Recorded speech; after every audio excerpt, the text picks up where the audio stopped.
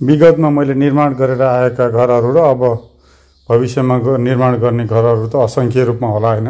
तर कसैले घर बनाउँछ भने जिन्दगीमा प्राय धेरै जस्तोले एउटै घर बनाउँछ हैन। र त्यही एउटा घरमा चाहिँ उसले आफ्नो जिन्दगीभरको पुँजी रगत पसिनाको कमाई लगाएको हुन्छ र त्यसलाई एउटा आफ्नो छुट्टै प्रकारको सपनाले सजाउँछु हैन भनेर चाहिँ उसले आफ्नो मनमा सपना बुनेर बसिरहेको हुन्छ। र हामीले उहाँहरूबाट त्यो चाहिँ सपना, उहाँको सपनालाई चाहिँ हकीकतमा पुरा गर्नको लागि चाहिँ जुन जिम्मा लिन्छौँ नि, त्यसमा चाहिँ रत्तिभर पनि मैले कन्जुसाइ नगरिकन चाहिँ उहाँहरूको सपना, उहाँहरूको दुःख, उहाँहरूको चाहिँ इच्छालाई चाहिँ बुझेर हैन, मैले जानेको जति, मैले बुझेको जति, मेरो तर्फबाट सके जति मैले गर्ने कोसिस गरेँ हैन। अब चित्त बुझाउने कुरामा त मान्छेले भगवानलाई त गुनासो गर्छन् हैन। म त एउटा साधारण मान्छे हुँ।